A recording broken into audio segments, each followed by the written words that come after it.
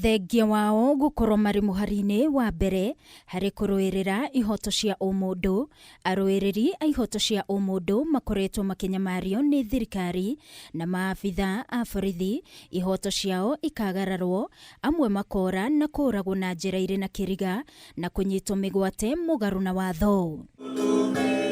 Umuthi kamiti ya thirikari ya gutetera na kugitira ihoto cia umundu, Kenya National Commission on Human Rights, ni marekereirie riboti igie unyamarania uria ahuraniri a ihoto cia umundu makoretwo magitungio na kurituhirio wira wao. The operating environment of human rights defenders in the country is not good. We have seen even when there are demonstrations, the way they are handled. We have arbitrary arrests of the HRDs. Many of them, sometimes they are taken to court and then they are released because there is no evidence of any criminal act. It's expected that human rights defenders would go to the National Police Service and present a notification, not a permission. In most of the cases, we've seen the notifications not accepted. And the law requires that when the notification is not accepted, you need to give a reason.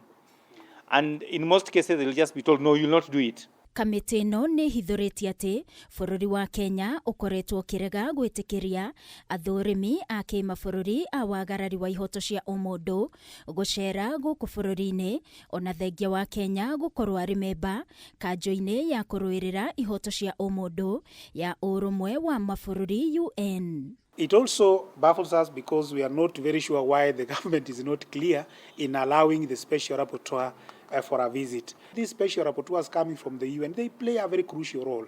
They will be able to bring out probably information to the state for action. And one of the things I know, if the special rapporteur on HRDs came to Kenya, would be, do you have a framework for the protection? Kamiti no ni heanite mendekithia maria marenda honge itiganite cia thirikari kunyabara ukinyaniria wamo ta wabici ya munene wa watho na ruhonge rwa guthingatithia kihoto. Maria ni hamwe na gwitikiria athurimi a kimabũrũri a wagarari wa ihoto cia umundu gucera guku bũrũri-ini, kugitira muingi wa bũrũri hari ciiko cia kura na njira cia kiriga, kwambiriria na kurutithia wira kamiti ya mwanya ya guthuthuria ciiko cia andu kunyitwo migwate, kugitira aruti wira na family ciao a kuma mabũrũri ma nanja, guthondeka watho wa gukurana na kugitira aruiriri a ihoto cia umundu, biraro guthomithio ihoto cia umundu riria marateithĩrĩria maabitha a borithi, honge cia thirikari kuneanaga ndumiriri iria irabatarania na guthuthuria na guthitanga aria maragarara ihoto cia umundu. I want to assure you that as a service we are going to work towards implementing the recommendation that fall within the powers and control of the Inspector General.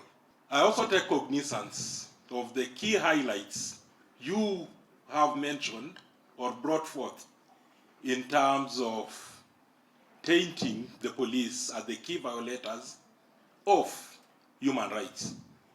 But to me, I want to take it as a fallacy.